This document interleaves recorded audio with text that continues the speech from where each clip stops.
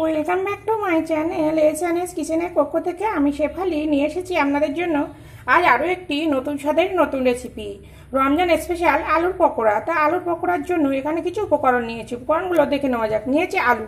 এখানে আমি মিডিয়াম সাইজের দুটো আলু আমি বটি দিয়ে এরকম কুচি করে নিয়েছি। আমি এখানে বটি দিয়ে কুচি করেছি, আপনারা চাইলে গ্রেটার দিয়েও কিন্তু কুচি করে নিতে পারেন। নিয়ে 3 থেকে 4 বার ধুয়ে জল দিয়ে ভিজিয়ে রেখেছি। আলুটা আমি 20 মিনিট মতো ভিজিয়ে রাখবো। নিয়েছি আদা কুচি, লঙ্কা কুচি, বেসন, চালের গুঁড়ো, লবণ, হলুদ, জিরের গুঁড়ো, ধনের গুঁড়ো, রসুন কুচি, আরও অন্যান্য উপকরণও আছে।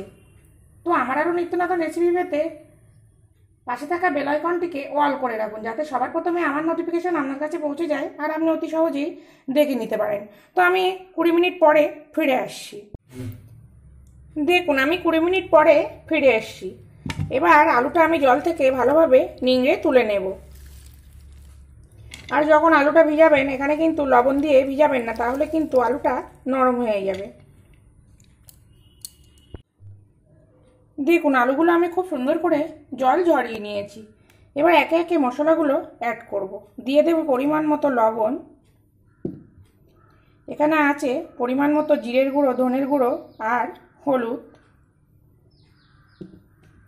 এখানে দিয়েছি পরিমাণ মতো লঙ্কা কুচি আর 1 টিস্পুন মতো আদা কুচি। আমি এখানে আদাটা কুচি ব্যবহার করেছি, আপনারা চাইলে এটা কিন্তু বেটেও নিতে পারেন। দিয়ে দেব 1 টিস্পুন রসুন কুচি। রসুনটাও কিন্তু আপনারা বাটা ব্যবহার করতে পারেন। দিয়ে দেব বড় সাইজের একটা পেঁয়াজের কুচি। আর দেব 2 টিস্পুন চালের গুঁড়ো। চালের গুঁড়োটা দিলে কি পকোড়াটা খুব মচমচে হবে। আর দেব পরিমাণ মতো বেসন। এই মুহূর্তে কিন্তু আমি জলটা ব্যবহার করব না। দিয়ে এটা একটু হাত দিয়ে মেখে নেব। দেখুন আলু আর সব উপকরণ বেসন দিয়ে খুব সুন্দর করে মেখে নিয়েছি। আর এখানে আমি 1 টিস্পুন মতো জল ব্যবহার করেছি। আর এখানে কিন্তু যেহেতু আলুর পকোড়া, এখানে কিন্তু পেঁয়াজটা খুব বেশি ব্যবহার করা যাবে না। তো এবার আমি অন্যদিকে তেল বসিয়েছি।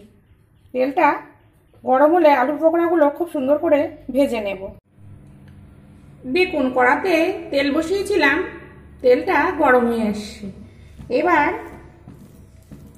দেখুন আলুর পকোড়াগুলো দিয়ে দেব। এইভাবে দেব, কিন্তু গ্যাসের জোরটা কিন্তু লো ফ্লেম করেই দিতে হবে, কেননা আলুটা কিন্তু কাঁচা। যদি হাই ফ্লেম করে ভাজি তাহলে ভেতরটা কাঁচা থাকবে আর উপরটা কিন্তু লাল হয়ে যাবে। তো প্লিজ ভিডিও দেখা শুরুতে একটা লাইক দিয়ে ভিডিওটি দেখা শুরু করুন। আপনার একটা লাইক আমাকে অনেক দূর এগিয়ে নিয়ে যেতে সাহায্য করবে।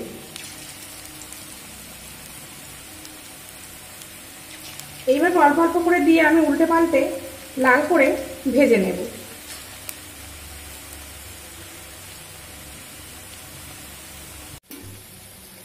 দেখুন আলুর পকোড়াগুলো উল্টে পাল্টে আমি ভেজে নিয়েছি। আর এখন কিন্তু গ্যাসের জোরটা বাড়িয়ে দিয়েছি, কেননা যখন তুলবো তখন কিন্তু জোরটা বাড়িয়ে তুলতে হবে, তা না হলে এই আলুর পকোড়াগুলো তেল ছোপ করবে। তা দেখুন দেখতে কত সুন্দর হয়েছে, খেতেও কিন্তু খুবই সুন্দর হয় এই আলুর পকোড়া। তো এবার আমি এগুলো তুলে নেব। আবারও দিয়ে দেব। আগেরগুলো আমি একটু বড় করেছি, এবারের পকোড়াগুলো একটু ছোট করব।